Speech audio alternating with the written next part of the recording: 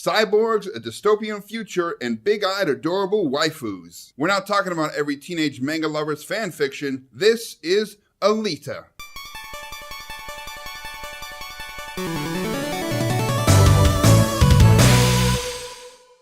Alita Battle Angel is a 2019 sci-fi manga adaptation. It was produced by James Cameron, the mastermind behind Terminator 2 and Aliens, amongst many other great films. It was directed by Robert Rodriguez, whom I love because he is so far outside of the Hollywood system. He has his own place, he does his own thing most of the time. So seeing him and James Cameron come together got me excited for this film. The fact that he also made El Mariachi, Sin City, Desperado, and Planet Terror was another reason I got excited for this, because the dude can really do great action. The movie and the screenplay, of course, are based off of the amazing manga by Yukito Koshiro. So in Alita Battle Angel, a kind-hearted doctor finds a deactivated cyborg and revives her. Together, they set off in an adventure to discover who she was in her previous life. But with more and more forces working against them, will they be able to find out the truth, or will they be killed in the process? So as you guys know, when I talk about movies or shows, I talk about the good, the bad, and in this case, the ugly. That being said, let's start off with the good. 3D, when done right, can be really great. It really adds to the experience of a film. While I am a filmmaker, I'm not a purist who believes that only film can be done right on film and without 3D or without 4D and all that kind of stuff. There's a lot of people who believe those things, and I'm not knocking that. I understand where they're coming from. While I did try the 4D experience before this for two other movies, I watched The Hitman's Bodyguard and The Black Panther. The Hitman's Bodyguard, it was a horrible use of the 4D experience. It really took away from the film, actually. Black Panther, it was okay. This time I had to see the movie in the 4D theater because all the other ones were sold out. I was really hesitant to do so, especially because it cost 130 reals. That's like 40 bucks. But I'm actually glad that I did, because this time the 4D experience really added to the film. Every dramatic camera movements, every impact from every punch, all the sensations, the smells, the breezes, everything that are in the film, you felt them. And it really made you feel like you were part of the movie, and I thought that was pretty kick-ass.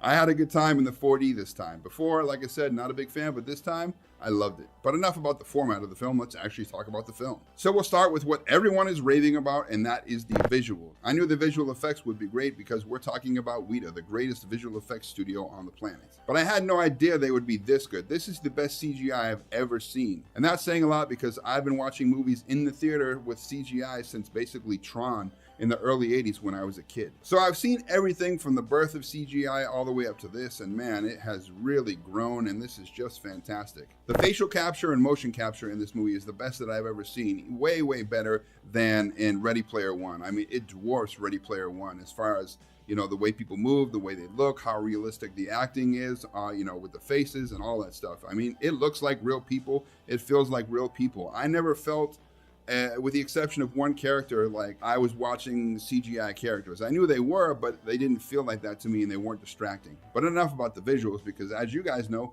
a movie can be beautifully done with the CGI and the cinematography and all that kind of stuff, but without good acting or relationships or chemistry, it falls flat. But thankfully, there are some great relationships with great chemistry in this film, and some pretty good acting.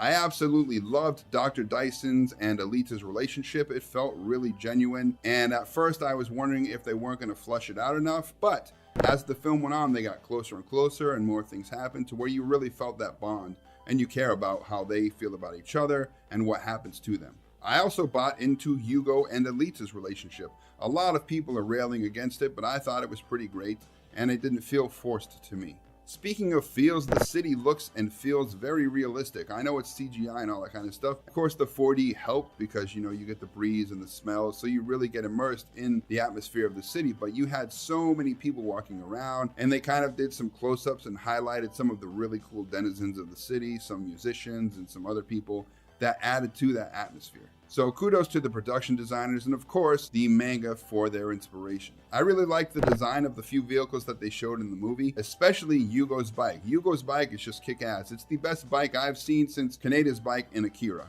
But the vehicles and the city weren't the only thing with great design. The mechs, the cyborgs, the robots, whatever you want to call them, they looked great. They were very unique in their designs. There weren't a lot that looked similar.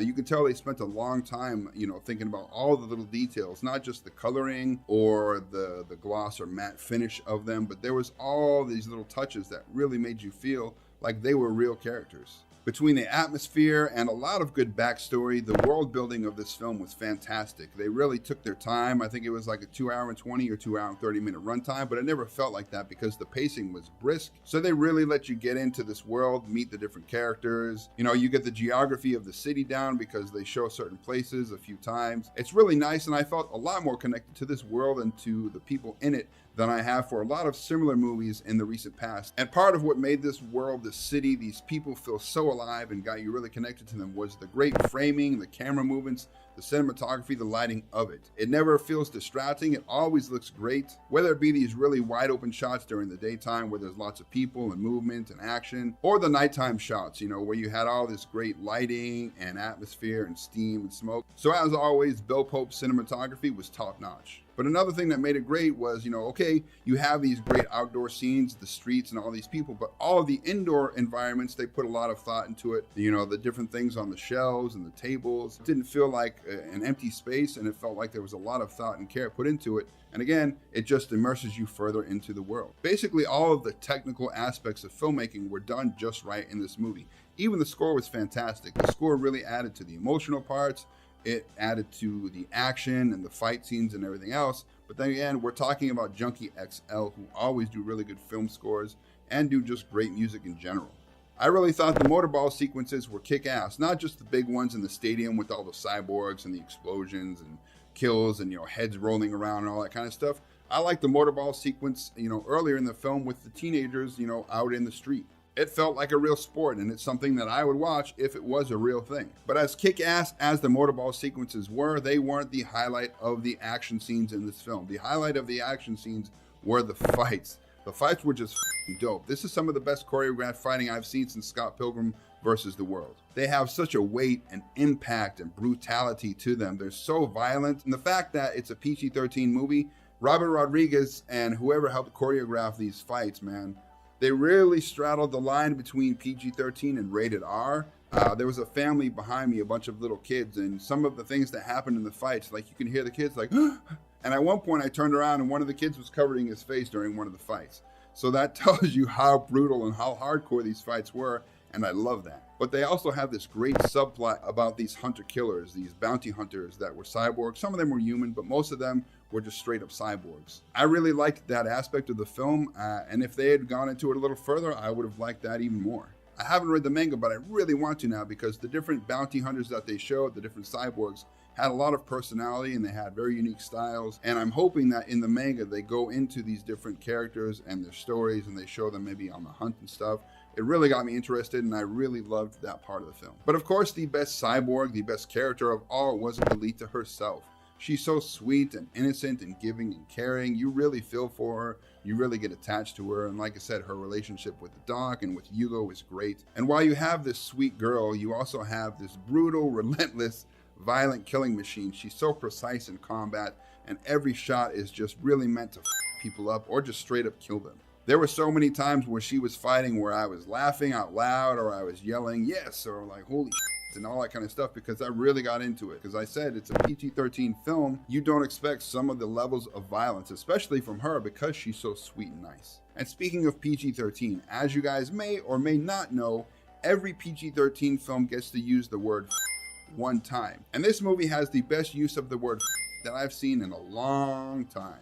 And when that F-bomb is dropped, it is surprising, but it is at one of the biggest parts of the movie. It's very impactful. It really adds more oomph to that scene, and I love that. This movie's a perfect mix of smart, emotional filmmaking, good chemistry, relationships, and all that kind of stuff, and just dumb, kick-ass action. Like, it straddles that line, and it makes it feel really good because it has everything you want in a film. This movie is why I go to the movies. You know what I'm saying? This movie is why I make movies. This movie is what Ready Player One tried to be and completely failed at. There are some great surprises, some great twists in this film that you won't see coming. I really like that. Again, I love being surprised, and this film surprised me a couple times. And of course, they also want to keep it as nice and gentle as they can to keep it at that PG-13 level so that everyone can come see the movie and they make more money that way. And that's why a lot of the consequences that happen in this movie genuinely shocked me. There's some stuff that happens where I was like, holy shit, dude, I didn't see that coming. So the consequences, the surprises, the level of violence in this film was just great. So with all that good out of the way, let's talk about the bad.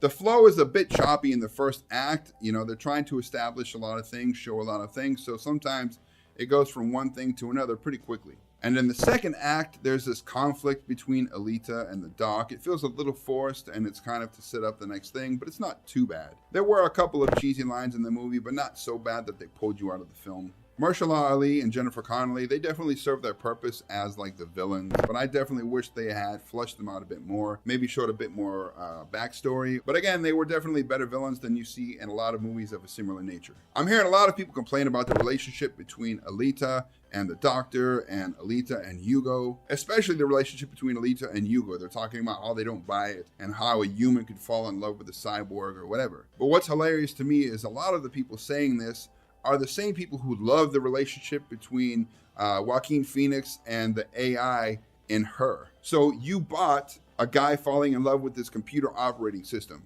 but you can't buy a guy falling in love with a cyborg who has a human brain? Honestly, where's your logic at, dude? And speaking of relationships, the doc has this nurse Grahad. She's in the movie a lot, but she almost never says anything. She has almost no lines. She has this motherly appeal and this warmth that she puts off, but it almost felt like she was like a diversity stand-in, like they threw her in there just to give the film a little more diversity. Or else, why not give her a few more lines, have her be a bit more integral to the film? I really would have liked to know a bit more about the technology. You know, how can humans' body parts be mounted to machines and still live and not go necrotic and all that kind of stuff? What systems are in place and what's going on there?